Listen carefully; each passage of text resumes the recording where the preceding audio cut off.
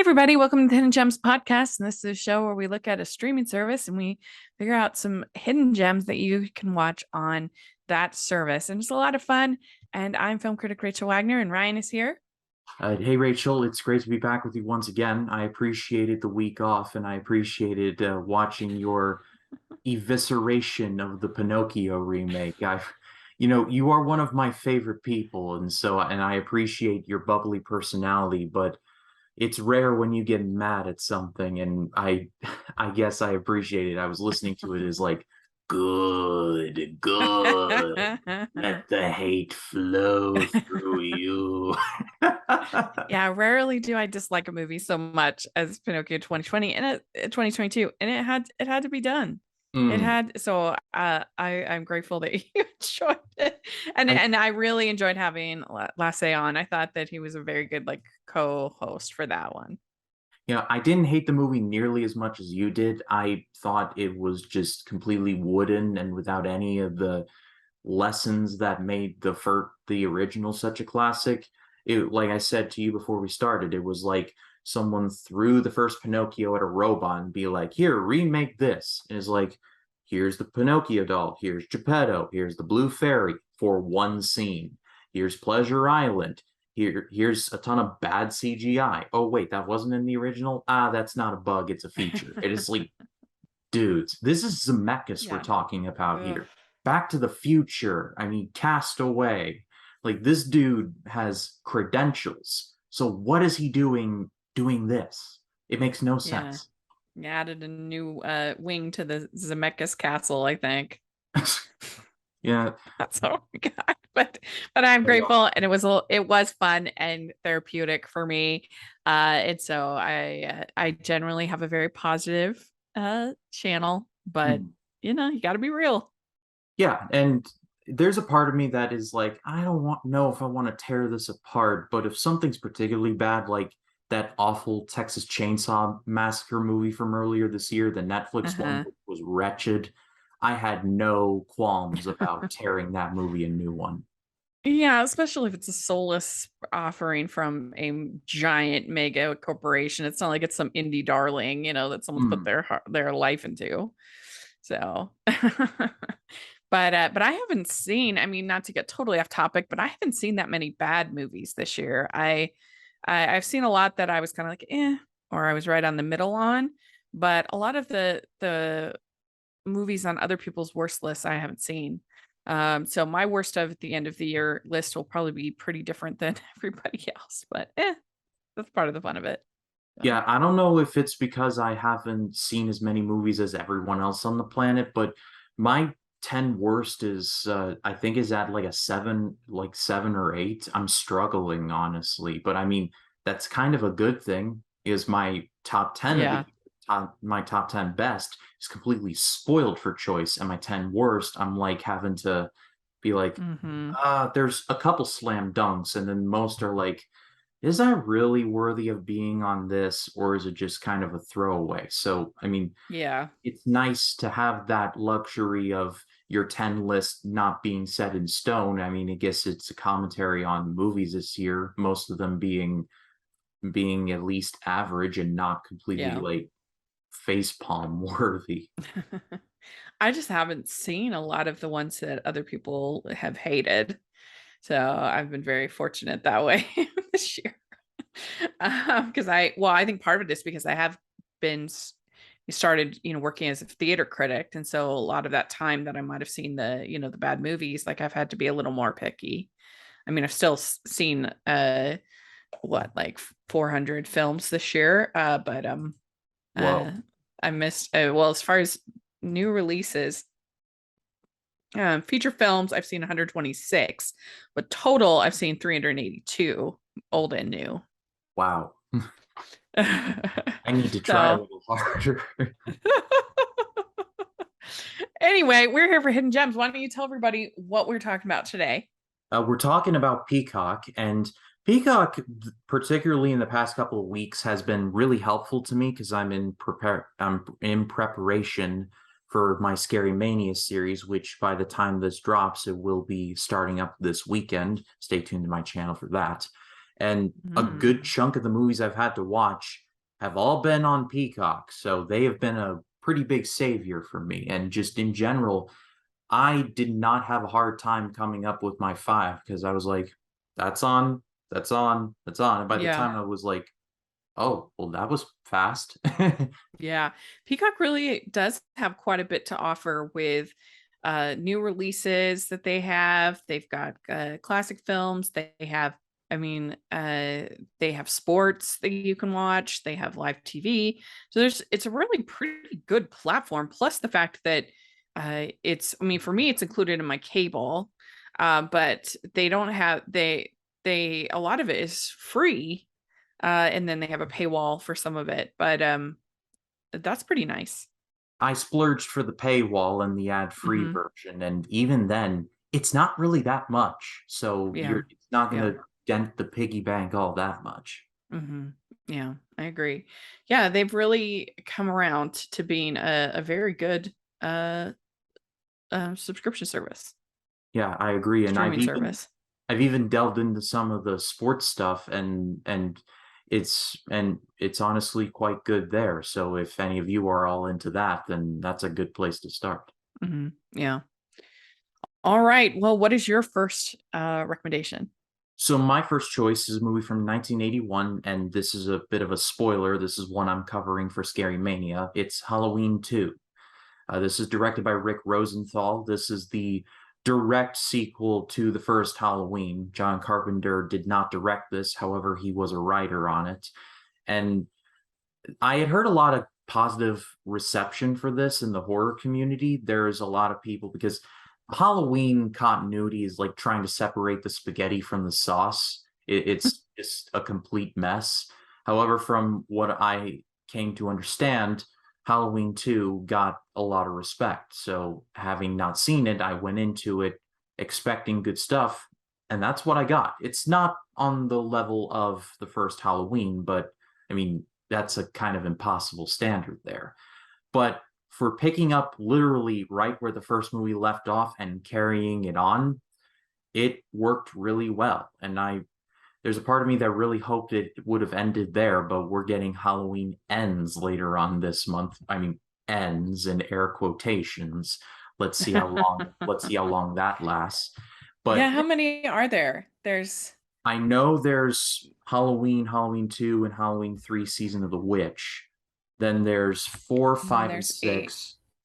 Then two H2O, right? H2O, that's right. And then Resurrection, so that's 8. Then the 2 zombie ones by Rob Zombie, so Halloween and Halloween 2 there, so that's 10. And then the latest trilogy, Oh so my 13. gosh. That's a lot. I've only seen 1. I've seen the first one. Yeah. As of now, I've seen Halloween 1 and 2, the original 1 and 2, and I've seen the 2018 version. Did not see Halloween Kills, and I really do not understand what was happening there, but I just didn't see it. I will have to correct that before it ends. But Halloween 2 is quite underrated, and it's definitely underrated considering that they did a smart thing and literally picked it up just like seconds after the first one ends. When Michael Myers' body hits the ground after Dr. Loomis shoots him, that's when the movie begins. And it carries on from there to where they take Laurie to the general hospital and Michael Myers stalks to her there. Uh, Jamie Lee Curtis is great, of course. Donald Pleasance pretty much makes the whole movie, in my opinion. He's really good. I mean, he's always really good, but he really does make the Dr. Loomis character just really, really great. There's a lot of really juicy kills if you're into something like that. There's a great kill where Michael Myers like drowns a woman in like one of these like hydrotherapy baths because it takes place in a hospital, and it like scalds her face, and it's really give you goosebumps there. But out of the sequels that I have seen, this is definitely one that I would give a hearty recommendation to. Cool. Yeah, and they got the whole pretty much the whole cast back Mm-hmm. for Yeah, the no Carpenter in the director's chair, though he was a writer, so his influence is definitely there. And he was on the score as well. And honestly, I kind of like the intro to this movie, the Halloween like credits. In this one, better than the first. I like the updated score, and I like how it focuses on the pumpkin, but then the pumpkin kind of splits, and as the camera moves in, you see like the skull in the middle, and it's Hmm. a very creepy visual. When they have Dean Cundy as the cinematographer, and he's such a Mhm. legend. He's Yeah, done so many amazing. So that's interesting. And so yeah, that sounds like a pretty decent sequel at least. yeah, it's definitely not on the first Halloween's level, but like that's up here, and it's like all Hmm. downhill from there. So it's a bit of a step down, but not too much Not to too where much. it's not too much. It's like it's still on mostly equal footing. Cool. Good. All right. Well, my first choice is actually a movie from 2022 that is on Peacock now. It is indie called Vengeance. And this is by BJ Novak. It as writer, director, and star BJ Novak from The Office. And basically he plays this man who's this podcaster. It's kind of a he's like This American Life NPR kind of like podcaster. And he gets a call from a girl's family that he had hooked up with, hadn't really thought much about, and they think that he's her boyfriend. And so they tell her that she's passed away and will you come for the funeral and everything like that. So he decides to go and he goes to Texas and he ends up deciding he's going to make a podcast about Texas, about the people and trying to figure out what happened to her. And it's pretty funny. It's pretty well done. He calls in a lot of favors. You can tell this was his baby, and he kind of got all his friends to help him. Uh, because you have some pretty big names in small parts or cameos, and you're like, why would they be in this little movie? Except for the fact Mm. they, are friends, I'm sure. Ashton Kutcher is in it. Dove Cameron is in it. Issa Rae is in it. Boyd Holbrook. And it was kind of interesting because I didn't know if the Texas jokes were a little too much. They were a little over the top. But Sean Chandler, our friend, he said that he watched it. He's from Austin, Texas, and he watched it in a crowd of Texans, and they were all eating it up and laughing their heads off. So evidently, it's not too much, I guess. Not like, uh, but they are some pretty. There's a lot of Texas jokes, Texas hick jokes. The ending doesn't really quite nail it. It doesn't quite work. But overall, it's definitely an interesting film, especially for a first film. I think it's his first film. And it's funny, it's clever.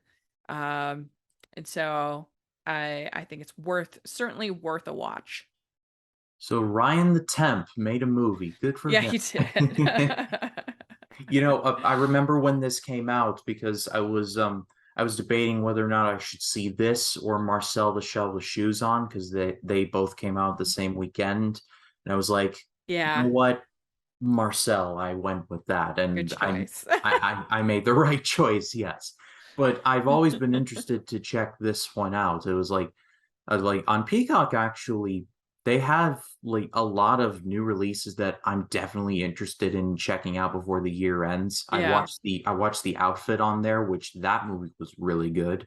Thank you for yeah. your recommendation on that one. Oh, good. I'm glad you saw it. It wasn't it. I thought this twist was so clever. It was very surprising to me. I thought it revealed a bit too much, but the more I've been thinking about it, he was alluding to it from the beginning, Yeah. so I guess it does make sense. Yeah, I liked it a lot. And yeah, but good choice about Marcel. I mean, this was Yeah. kind of interesting because I liked the movie. I gave it fresh on Rotten Tomatoes. I recommended it. And then like it's just interesting when this happens because then people saw it in my peer group and loved it, and they were like totally hyping up.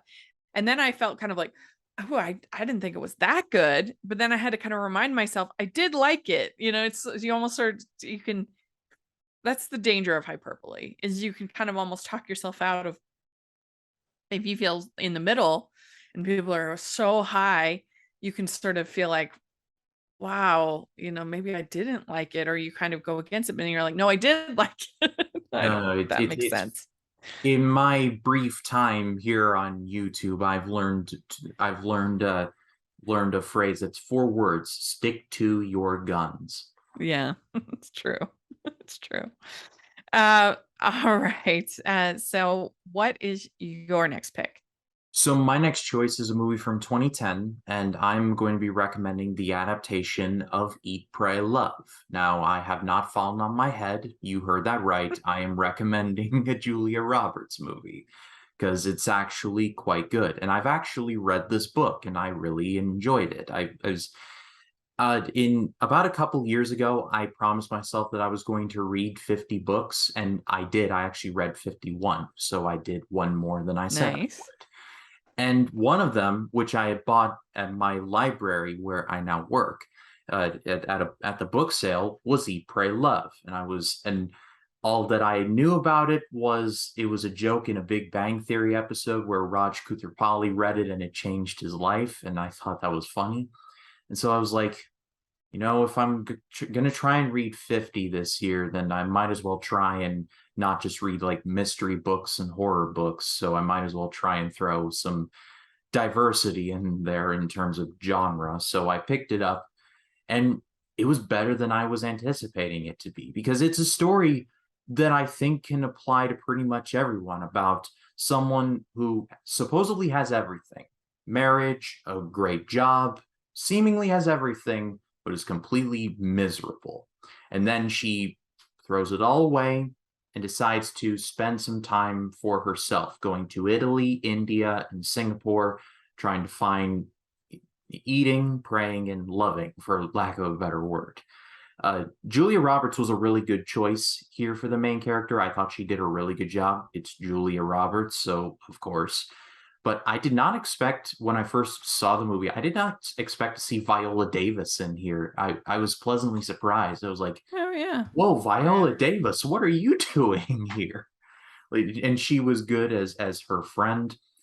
Billy Crudup is in this. Richard Jenkins, who I always think is just really good in everything that he's in, he's good in this too. And the IMDb score is like at a 5.8 out of 10 or something like that. And I was just like, what meeting did I miss where I was supposed to not like this? For a book to movie Hmm. adaptation, I think they did about as good a job as you can expect. Yeah, I like it too. And I mean, I love Julia Roberts, so no shame there. I think she's great. Um, I think that it can be a little bit hard to relate to her. She seems pretty privileged, to use a cringy word. That I think that's the only thing people bristle up against. And like, oh, how hard would we all like to go to Bali in Italy? And but it's escapist. It's supposed to be escapism. And so I enjoy it on that level as well. And Javier Bardem being all dreamy is fun. Yeah, uh I guess I can kind of understand that perspective, but again, I think it relates to stuff that everybody goes through, like at some point in their life. Just a complete like sense of I have everything that I supposedly should want, and yet I'm not happy. Like I've yeah. experienced it. Rachel, I know you've talked to me about Yeah. your terrible office job once upon a time. So I think we all experience that at some point in our life. And I just, like I said, Yeah. it's definitely escapist. I mean, we can't just drop everything as like, you know what, I'm gonna go to Italy. It is like it not without planning or proper like travel arrangements. But Yeah. the If the heart is anybody in the wants to right sponsor me on my quest to find myself, place. I'm available, But the heart is in ready the to right go. place. That's my point. Yeah, I agree. And it is escapist. That's the whole point of it. So yeah, I agree. I like it too. I like it too.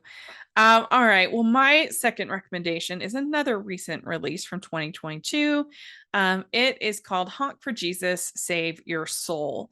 And this was a movie that I saw at Sundance. It was kind of a rough Sundance, so I didn't have that many that I loved out of Sundance, and I didn't love this. It has its flaws, but I did overall recommend it. It partly because of the strong performances from Regina Hall and Sterling K. Brown, and they play these disgraced megachurch pastor and pastor wife, and that are trying to make this comeback, and it's done in this mockumentary. And I think that there is just enough funny jokes. I'm no expert on these mega churches or I mean, obviously I'm not a traditional Christian, so I don't really know how kind of accurate or biting the critique is. But I don't know, it's just like stuff that was pretty funny. Like I never heard of praise mime, that was a thing, I guess, in these churches is mime. So and there were some funny jokes with that, and um, it is tonally uneven, and they try too hard, I think, to humanize Sterling K. Brown's character and to get you to sort of root for him, but then he's like terrible. So I think they should have just left him as like a scumbag, a bad guy, and not tried to kind of humanize him or make you feel sorry for him. But nevertheless, I still think it's funny enough to be worth a watch. A Yeah, mild recommendation for me on this one. yeah, I saw this one too, and I planned on reviewing it, but I didn't get the chance to. But Hmm. this was a weird watch for me. I actually saw it in theaters. This was a very weird watch for me because like I Hmm. said, this I don't know if I was supposed to like this pastor or if I wasn't supposed to. And it's Yeah. heavily implied that I wasn't because it's heavily implied that the scandal he was in, well, I can't say it, but it's pretty bad. And so I'm Yeah. just in there like, why am I supposed to be rooting for them to come back again? And the movie didn't give me a tangible reason as to why. It gave me 1,000 reasons not to. And honestly, it made me really feel bad for his wife, Trinity, who Hmm. is played by Regina Hall. Regina Regina Hall. Hall. She was good Yeah. in there too. And Sterling K. Brown, as the performance wise, he did a really good job as well. But the movie needed to pick a lane. Either choose the lane Yeah. of, oh, the people are just truly terrible and they deserve what they get, or B, they made a mistake and they do something to where they win some people over and word of mouth spreads and the rival church ends up just completely tanking. The Hmm. filmmakers need to do something, and instead they just kind of went with chaotic neutral, and I just wasn't Yeah. a big fan of It's that. I think that's fair. I do think some of the scenes with those other pastors is really funny. And the preacher and his the other like in his wife. It's like them looking into funhouse mirrors of themselves. Yeah. Like, yeah, I totally agree. I laughed just enough to say it's worth a watch. I think for the two performances and for some funny jokes, but I do agree it is uneven. And certainly not a great movie, but I mean, it was a rough Sundance. What can I say? Well, Not so much.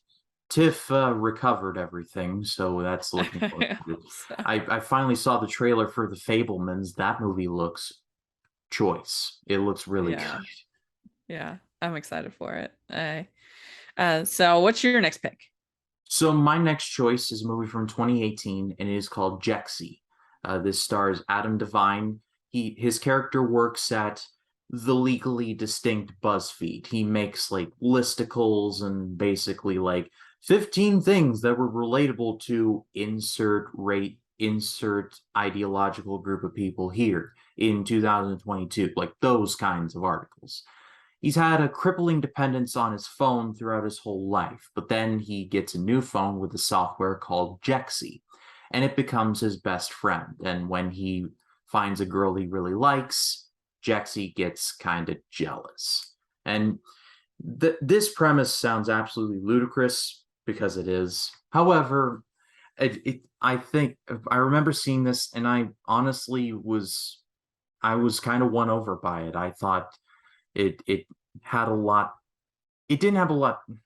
let me back up a second. I it won me over in that the commentary wise, I it it was making fun of people that I was like, okay, yeah, you're making fun of them, and I appreciate you for that. And Adam Devine, I've been kind of hot and cold on over his career, but I really liked him here. Uh, I kind of related to him on the whole phone dependency thing. I'm not alone in that. I'm kind of bad like that too. Don't use Siri a ton of times though. That's the only difference. But it's a movie that didn't get nearly enough love, and I think that it should. I think it's one of those movies that people slept on a little too much. Yeah, I'd heard how horrible it was. I felt like it was on a bunch of people's worst of the year list. So I never saw it, but glad to hear that you liked it on some Yeah, it level. wasn't nearly as bad as some people made it out to be. Cool. All right. Well, my next pick is not like again, not a great movie, but serviceable. It's 27 Dresses is my next pick. And this is just one of those like pretty basic rom-coms. If you're looking, this is not like one of the best ones in the field or anything like that. But if you are a if you're a single older woman like me, you've been in a lot of weddings and you have a lot of bridesmaids dresses.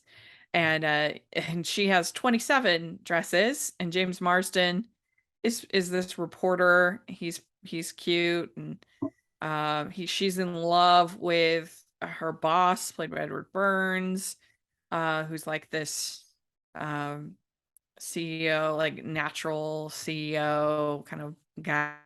Malin Ackerman, Judy Greer, Melora Hardin is in this. So it's got a pretty good cast. I mean, this is just if you like rom-coms, this one is fine. That's all I have to say about it. It's fine. Yeah, I've never seen this one. However, I remember seeing the poster of Katherine Heigl wearing like the dress, but the dress is like made up of like critics' quotes, I believe it was. Oh yeah.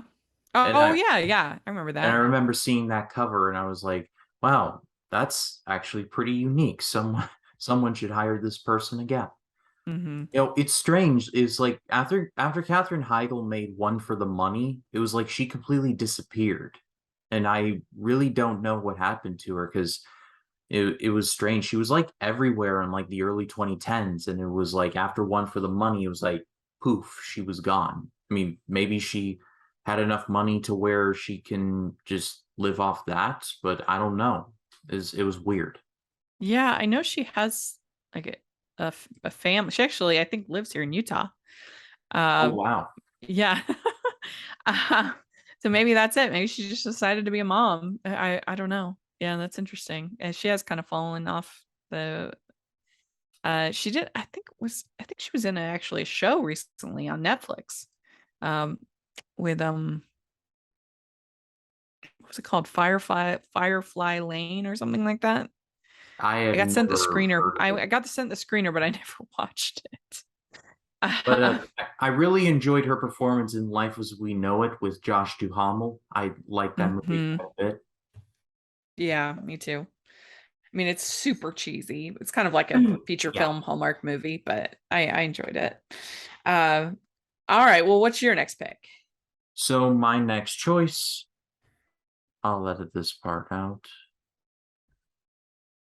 So my next choice is a movie from 2003 and is called Too Fast, Too Furious. And I think that the Fast and Furious movies have like they jumped the shark a while ago, but this latest one Yeah. just completely broke me because like five was fun, and then six, and then seven, and then they just it's just became a snowball effect for me. And so that's why I've defended a little bit more The Fast and the Furious, the first one, Tokyo Drift, which I've recommended in past episode, and now Too Fast, Too Furious. It's not the best movie. It's definitely got some cringy moments, but I really enjoy Paul Walker and Tyrese Gibson's chemistry together. They're so much fun together, and they really do make the movie work. Plus, they use actual cars in the chases here.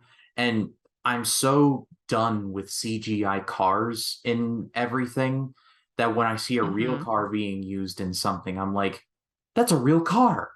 They exist. And I know it sounds dumb, Yeah.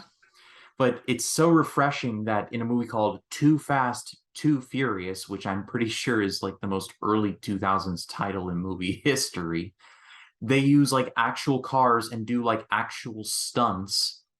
It brings a smile to my face. What can I say?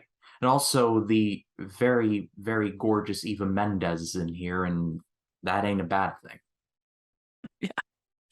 Yeah, I mean, I certainly like this better than the last two, as you said. I mean, they lost me on the eighth one that it was just, I actually found it to be kind of boring. And it's crazy because you have all these over the top stunts and stuff, but it's like they were so over the top that they lost any kind of tension or interest to me. And it just became a lot of people staring at screens. I hated Charlize Theron's character so much. I thought she was terrible. Literally spends the whole movie staring at screens, which is an action movie pet peeve of mine. And I don't know, I didn't like the only part of that eighth movie that I liked was Jason Statham with the baby. That That was was fun. hilarious. That was actually a fun sequence because Jason Yeah, yeah. Statham's just this complete like machine. Like he's a badass, and he's like has to like put the earphones over the kid, and it's like playing like the Chipmunks Christmas song, the "What I'm playing that loops a loop," and he's like doing all the thing, and then at the end he's like, "You Hmm. good?" And the baby smiles, and I'm like, that Yeah, that's that's good. fun. I like. That that was the redeeming factor of that movie. This one I don't remember all that well. It's been a long, long time since I saw it, but It definitely uh, got dunked on when it got released because it was coming after the Fast and the Furious, which everyone derided as Point Break with cars. And now that I've actually seen Point Break, I can definitely say they were yeah, onto something, though I still like the Fast and the Furious. But Too Fast and Furious, it's just fun. It's got cool chases. Tyrese and the late Paul Walker, may he rest in peace, are a lot of fun together. It's a fun movie, and that's all it really needed yeah, to be. yeah, And I mean, The Rock skating a missile on ice. Like, think about that for a second. yeah. The Rock can do Ridiculous. many things. Like he can bring entire football leagues back from the dead, see the XFL. But like, missile, like no, it just like there's I'm pretty lenient when it comes to things like that, but at a certain point, it just like Yeah. from It this was just, point on, you lost me. yeah, I agree. It was just too stupid. Um, all right. Well, my next pick is called 17 again. And the I like movies a lot where people like switch bodies or are in like an alternate dimension or whatever. I don't know. I just seems like that almost always works for me, whether it's like Freaky Friday or Your Name or whatever. And in this case, you have this guy I like what's the one with Jennifer Garner, 13 going on 30. I like that. Big, all those, I don't know, I just like that. And in this one you have 30-year-old who gets a chance to be 17 again. And so he's got, the adult mind in the 17-year-old body. And you have Zac Efron and Matthew Perry. They're the ones that switched. And you have Leslie Mann playing his mom. And I just like this movie. I think it's sweet and funny, and Zac Efron is charming, and I like the script. So yeah, that's what I give it. I Don't have that remember much to say about it, but it's cute. I remember seeing this in theaters. This was at the peak of, I believe, High School Musical had just wrapped up a few years prior to this, and so my senses were on high alert. Or actually, this movie came out in 2008, and High School Musical 3 came out in 2007, so it was just a year. But my Hmm. senses were on high alert for anything with Zac Efron, Vanessa Hudgens, Corbin Bleu, all of that. And so you bet I was going there for that. And I really enjoyed this one. And And I like Matthew Perry's character's brain inside of the teenager, and I especially love the scene where he realizes that he has a 17-year-old's metabolism, and so he just like empties the fridge and he like just does the cheese whiz Yeah. thing. That was a lot of fun. hmm There's a lot of funny sequences, and I mean, I can't think of anything worse than having to go back to high school. It's like it would be a nightmare Oh, for me, but but they make it funny in this one. So yeah, it's like people like have this doe-eyed view of high school. They're just like, take me back. And I'm like, do you hate your life that much? I mean, I didn't even hate high school. I had a pretty like normal, innocuous high school, but I would absolutely not want to go back. Yeah, No way. yeah, and Um, and honestly, I'm doing much better now that I've left high school now yeah, because I got a job I really love. I got friends both in the real world and online, which is a yeah. sentence that I never thought I would say, but there you go. I have a YouTube channel that's near 300. It's just I'm doing so much better now that I'm out of Spruce Creek High School than when I was in. Yeah, So yeah. get away from me Oh, with your high school yeah. nostalgia. No way. Unless I it's just like, once you have freedom to make your own choices, to live your life, and to not have to ask permission to go to the bathroom, things like that. Um, I could never go back. I could never go back. no, no, I couldn't either. I couldn't Yeah. either. So, what is your last pick? So my last choice is a movie from 1936. Yeah, 1936. And it is the only canonical sequel to the OG Dracula from 1931. It's called Dracula's Daughter. Uh, this is another Scary Mania review, so I'll go more into detail in that review when it drops October 2nd. But this was this was like I said, the only direct sequel to that Dracula movie. Bela Lugosi's Dracula would appear in movies like Frankenstein Meets the Wolfman, things like that. He would appear in team movies, but he would never appear in a solo movie again because he didn't want to be typecast. So it was this movie was based on a rejected chapter from the original Bram Stoker novel of the same name, and and I wouldn't say this is on the level of the OG Dracula, but it's definitely better than people remember it being. Gloria Holden plays Dracula's daughter, and she's great in this. She really is, and she hated horror movies. She looked down on them and thought they were beneath her. But she honestly, I don't know if it was spite or just trying to make this work, but she really put the legwork in and she did a really great job. Over the years, this movie has gotten a bit of a reputation as being like the first instance of a just to be PC, a lesbian relationship. And even in back then, it's the subtext is definitely there. It's not overt, but if you're on the Hmm. lookout for it, it's definitely noticeable. And I'm not saying that as a some kind of a dig. I'm just saying that if you're on the lookout for it, you're definitely going to be able to spot it. And when I did see it, I was like, how are they able to get away with this in 1936? Like, how were they able to slip this past the MPAA if that was even a thing back in the day? And I remember in my research there was this book called The Celluloid Closet. I can't remember the name of the author, but the author wrote about Dracula's daughter, and Universal in the marketing wanted to include the tagline keep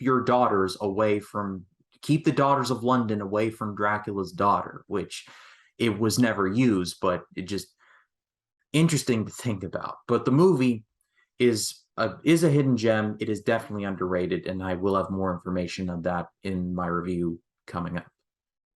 Cool. I've never heard of this one, so that sounds really interesting.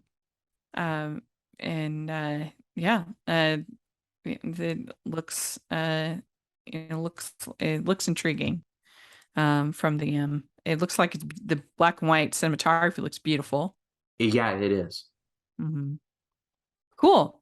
Well, my last one is admittedly not really a hidden gem. It's a very popular film, but I just felt like talking about it because I watched it this week, and that is Pretty Woman.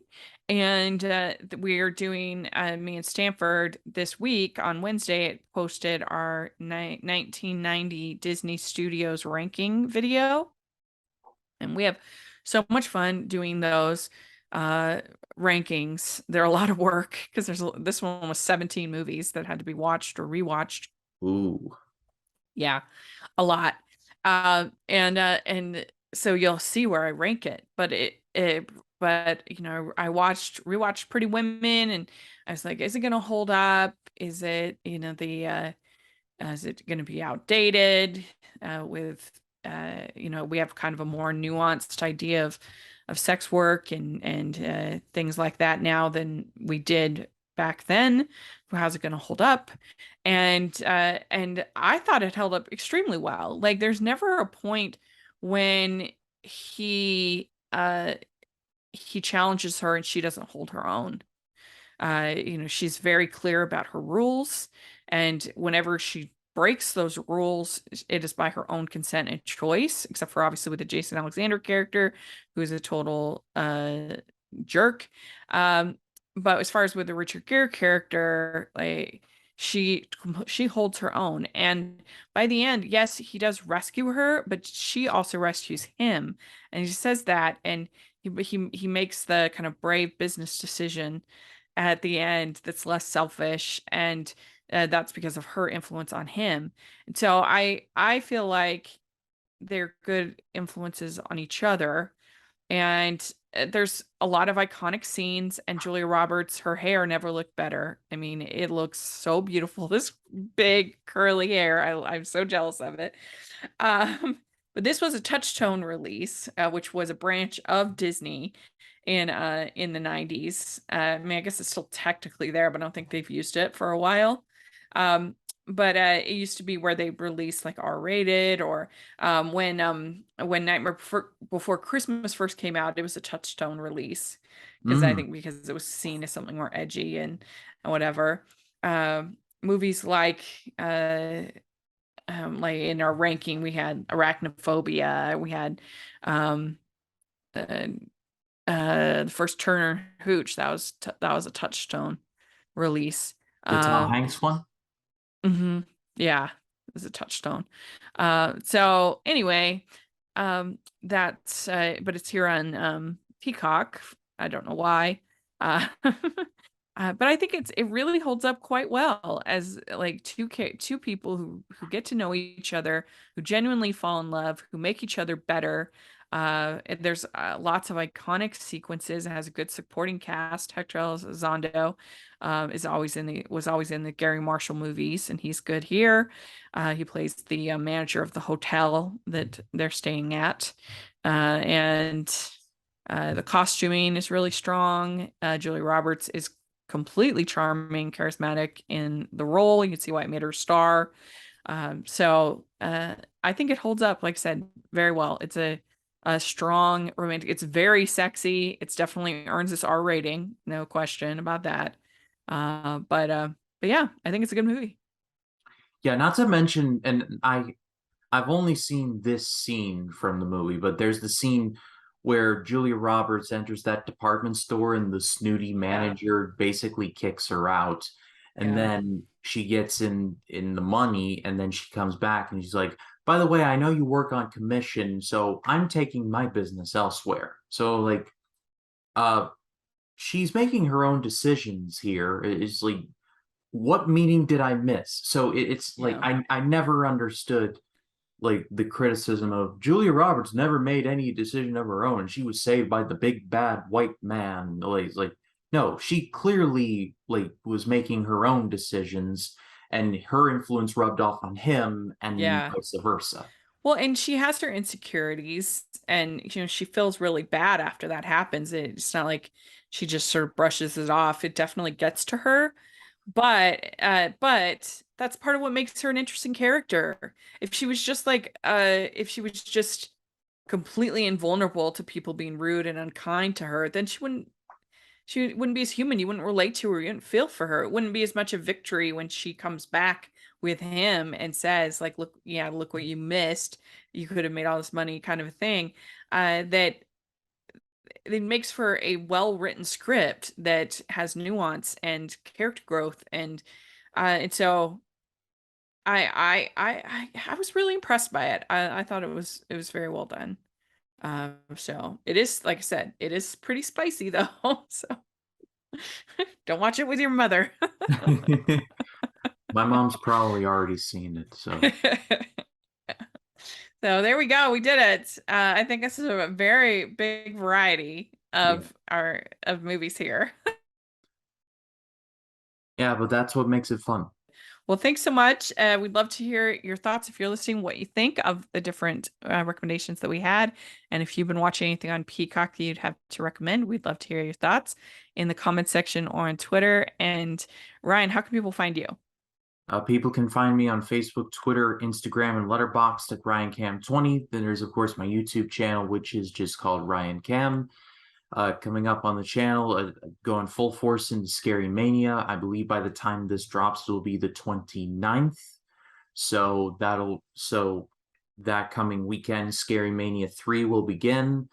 So looking forward to that. I've been prepping really hard for it. I can't wait for you all to see it. I have reviews currently up for Don't Worry Darling and Avatar, which by the time this video drops, that will have dropped as well. And I will catch up on Andor, and I will be reviewing that. So if you haven't checked me out, please do. Yes, you should all definitely check it out. And you can find me at Rachel's Reviews, all over social media, iTunes, YouTube, and on Rotten Tomatoes. We also have our Hidden Gems playlist. So if you want to check out some of our other streaming service recommendations, then definitely take a look at that playlist. But yes, you can also find me at the Hallmarkies podcast. Got lots of fun stuff coming up. So definitely want to check over there. Christmas season is coming in my world. So also, starting in October on Mondays, we're going to continue Disney Scares Month. I think it's my 6th year doing Disney Scares Month. So a lot of fun going on there for film and movie night. So take a look at that. And please check out the Patreon group and merch store. It really helps us out a lot. And thanks so much, everybody. We'll talk to you later. Bye. Bye.